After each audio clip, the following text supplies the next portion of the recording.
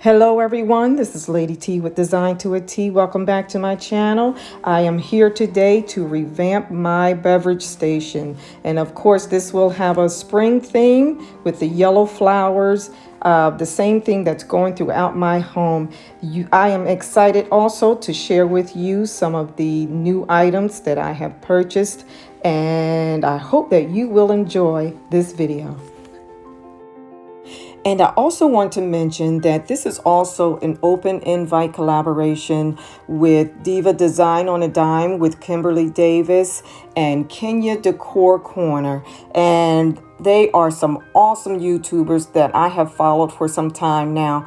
And they have some awesome content. You should go over and check them out. They are doing wonderful work on their channels. And so I will have their links listed down below in the description box. Please go over and check them out, and also check out the playlist as well.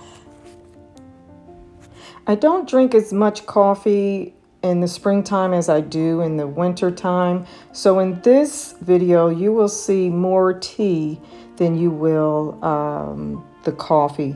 And so I, again, am excited to share this with you on today. Enjoy.